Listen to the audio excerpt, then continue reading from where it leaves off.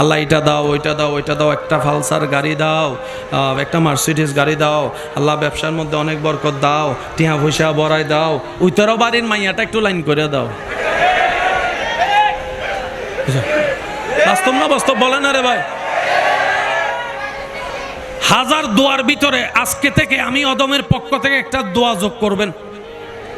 কে কে পারবেন? যারা আমাকে ভালোবাসেন তাদেরকে আবদার করে বলে যায় কথাটা, কারণ আমাদের হায়াত একদম কম। অর্ধেক হায়াত, বলেন না, অর্ধেক হায়াত বাকি আছে। আজকে থেকে মুনাজাতে যেভাবে আল্লাহকে রাজি করতে চান এটা আপনার ব্যক্তিগত ব্যাপার। আপনার আল্লাহর আপনি কি বলে রাজি করবেন এটা আপনি না জানেন। আল্লাহ তো কারো রহমান ডাকে খুশি হয়, কারো রহিম ডাকে খুশি হয়, কেউ বা ফানি নিয়ে মার জন্য দাঁড়ায় থাকলে খুশি হয়। আল্লাহ কখন কার উপর খুশি হয় বলা যায়। সেজন্য আল্লাহর কাছে একটা জিনিস চাইবেন, আল্লাহ এতদিন আমি তোমার কাছে অনেক কিছু চাইছি, আজকে কিচ্ছু চাইবো না, আজকে শুধু একটা জিনিস চাইবো। রব জিজ্ঞেস করবে কি চাস বল,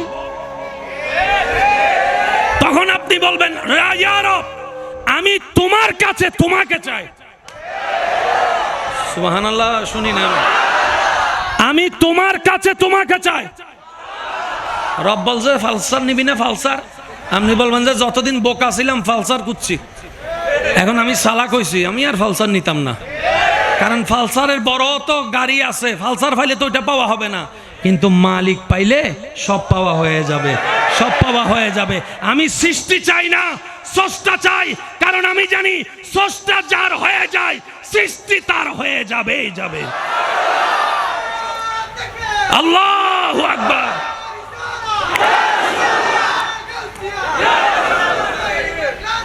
একবার বলেন না সুবহানাল্লাহ। আমার সাথে একটু বলেন তো, কি বলবো আমরা আল্লাহকে? আল্লাহ আমরা তোমার কাছে, জোরে বলেন আল্লাহ আমরা তোমার কাছে। সবাই বলেন আল্লাহ আমরা তোমার কাছে।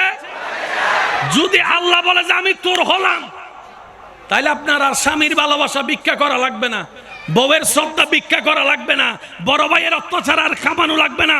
রব্বুল আলামিন বলবে ইন্নাল্লাহা মা'না, আয়াতের উপরে আল্লাহ পাক বলবে আজকে থেকে আমার বান্দার সাথে আমি আল্লাহ আছি, আমি আল্লাহ আছি, আমি আল্লাহ আছি। কে আসবে আই দেখে ছাড়বো আমি। রব বলে যে আজকে থেকে জয় তোর হবে, কারণ আমি মালিক তোর হয়ে গেলাম। সেজন্য ভিক্ষা মানুষের কাছে করেন না। আচ্ছা, মানুষের কাছে যখন আপনারা ভিক্ষা করি কয় হাত দেন?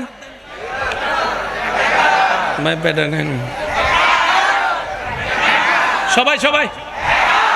বড় চমৎকার বিষয়, রবের কাছে যখন কোটিপতিও ভিক্ষা করে 2 হাত। আর একটু জোরে, আরো জোরে। রব বলে যে কিরে 2 হাত দিলি কেন? বান্দা বলে যে আল্লাহ আমার ঈমান আছে 2 হাতের চাইতেও বেশি তুমি চাইলে দিতে পারো, সেজন্য একটু বেশি করে পাওয়ার জন্য দিছে।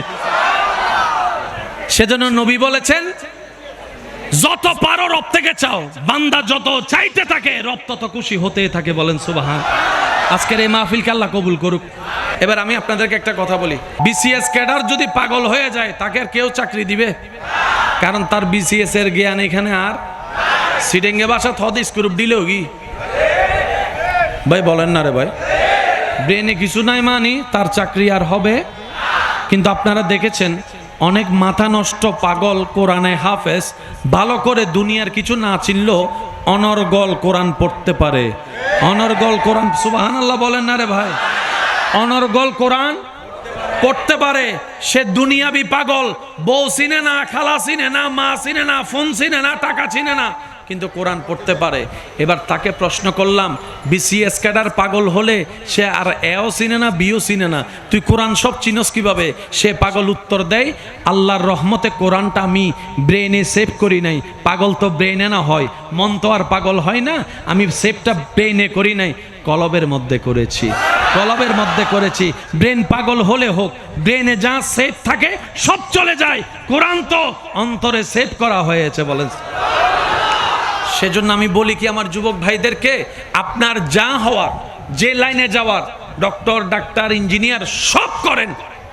আমি অদম ভাইয়ের একটা আবদার, কোরআনটাকে বুঝে একটু পড়েন, হাদিসটাকে একটু বুঝে পড়েন, আল্লাহকে ভয় করেন, নবীর সাথে মহাব্বত করেন, দেখবেন আল্লাহ এমন দয়া করবে আপনাকে, একদিন আপনি ছাই ধরলো আল্লাহ সেটা স্বর্ণ বানাই দিবে, স্বর্ণ বানাই দিবে। আপনি এমনও হতে পারে আপনি একটা এলাকার জন্য রহমত হয়ে যেতে পারেন, একটা এলাকার মধ্যে গিয়ে আপনি ইসলামের আলো জ্বলাই দিতে পারেন, অমানুষকে মানুষও বানাই দিতে পারেন।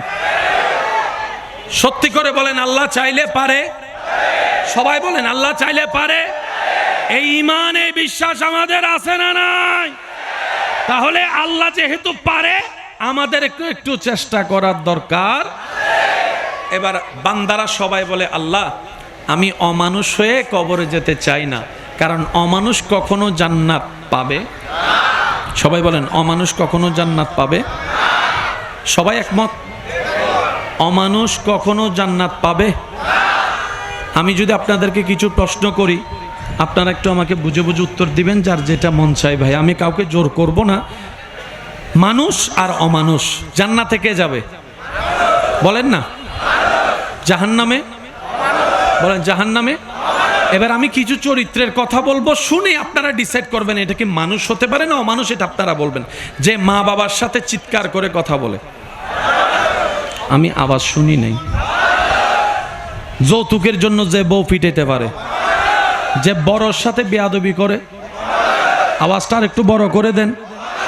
যে ছোটর জায়গা দখল করে, যে বোনের জায়গা মাইরা খায়, যে 1 নম্বর বলে 2 নম্বর দেয়, যে মেয়েদের কিপটিজিং করে, যারা মেয়েদেরকে প্রেমের ফাঁদে ফেলে অবৈধ সম্পর্ক করে, যে ঘরে বউ রেখা বাহিরে পরকিয়া করে, যে জামাইয়ের সাথে বেঈমানি করে, যে শাশুড়ির সাথে অত্যাচার করে, জোরে বলেন। যে মানুষের রাস্তা বন্ধ করে দেয়, যে মানুষের পানি বন্ধ করে দেয়, যে মানুষের উপর জুলুম করে, যে মানুষের নামে অন্যায়ভাবে মামলা দেয়। এবার আপনারাই বলেন এই সমস্ত বদঅভ্যাস আমাদের ভিতর আছে না নাই? এবার আপনারাই সিদ্ধান্ত নেন আমরা কি মানুষ না অমানুষ?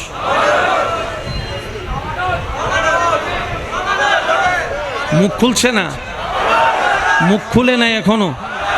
আপনাদেরটা মুখ খুলতে লজ্জা লাগতেছে, আমারটা আমি বলি আমি এখনো অমানুষ, আপনারটা আপনি বলেন। আর অমানুষ কখনো জান্নাতে যেতে, তাহলে আপনি কিভাবে আশা করছেন?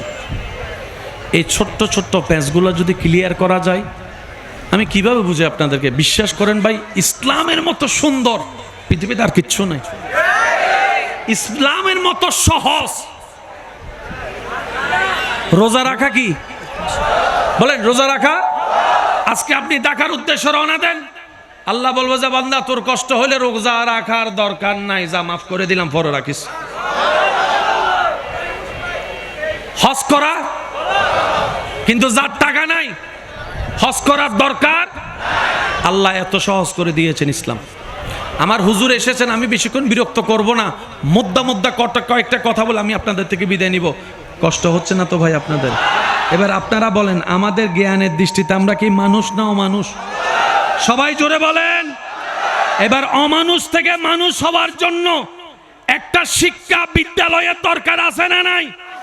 এবার সমস্ত বান্দা বলে আল্লাহ আমি জান্নাতে যেতে চাই। রব বলে যে জান্নাতে যেতে গেলে তোকে মানুষের মতো মানুষ হতে হবে।